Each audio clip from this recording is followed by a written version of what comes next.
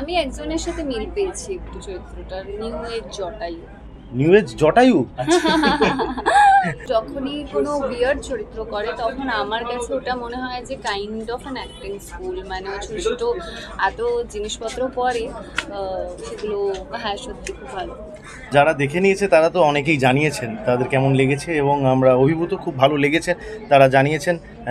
এবং আজকে যারা দেখবেন বা এখনও যারা দেখেনি তারা প্লিজ ক্লিকে দেখে ফেলুন, এটাই বলবো।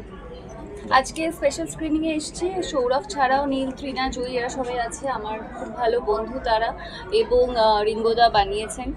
তো অবভিয়াসলি অনেক বেশি এক্সাইটমেন্ট, কারণ আমি পুরোটা এখনও দেখিনি, আমি 2টো এপিসোড দেখেছি, তো আমি জানতে চাই যে তারপর কী বলবো।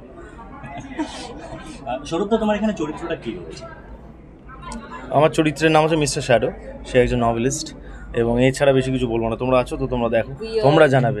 হ্যাঁ, আর এটা তো পুরোটাই বাইরে শুটিংটা হয়েছিল থাইল্যান্ডে। হ্যাঁ, থাইল্যান্ডে পুরোটা শুটিং হয়েছে। যদি কিছু অভিজ্ঞতা শেয়ার করো। ওখানে খুব ভালো। আমরা এমন একটা দ্বীপে গিয়ে শ্যুট করেছিলাম যেখানে জনবসতি খুবই কম, পাবলিক ট্রান্সপোর্ট নেই বললেই চলে। তো সেক্ষেত্রে আমরা অ্যাক্টার্সরা স্কুটি সব ভাড়া করে নিতাম, স্কুটিতে করে শুটিং স্পটে যাচ্ছি, স্কুটি করে ফিরে আসছি।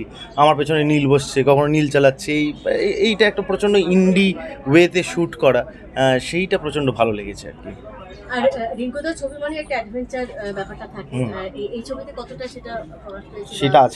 সেটা আছেই, এবং থ্রিলার বিষয়টা, এবং রিঙ্গুদা প্রচণ্ড ভালোভাবে একটা গল্প বলতে পারে আমার বিশ্বাস। তো সেই ক্ষেত্রেও আমিও পুরোটা দেখিনি এখনো, আমি স্ক্রিপ্ট পড়েছিলাম, তো আমিও দেখতে চাই যে কীরকমভাবে এক্সিকিউটেড হয়েছে।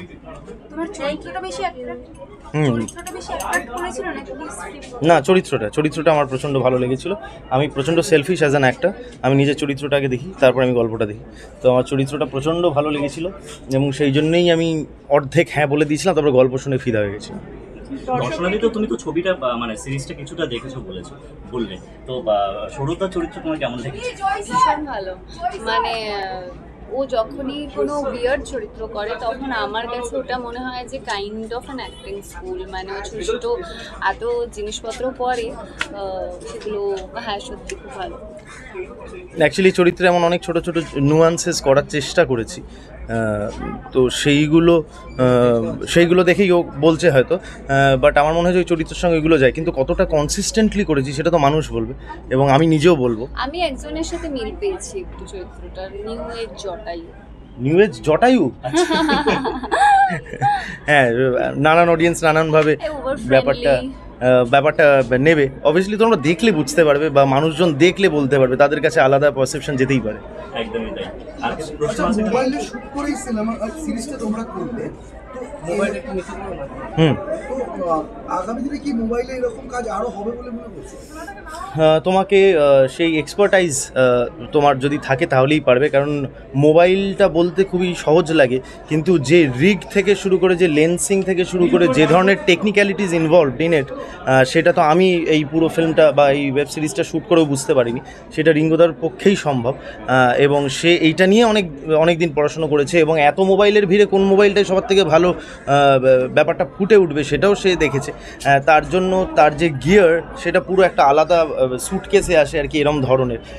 তো সেইটা শুনতে খুবই সহজ, কিন্তু অতটা সহজ নয়।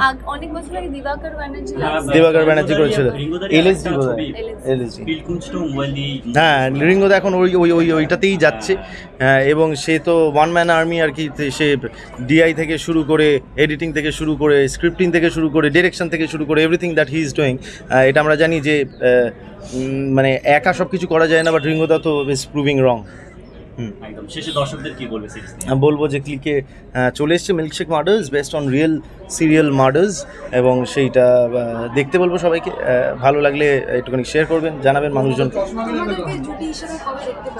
আমাদের রিয়েল লাইফে হয়ে গেছে, রিয়েল লাইফে এবার যদি চরিত্র ওরকমই থাকে, যেখানে আমাদের we are individuals, different individuals. আমার যদি মনে হয় আমার চরিত্র ভালো, ওর যদি মনে হয় ওর চরিত্র ভালো, তাহলে হয়তো দেখা যাবে।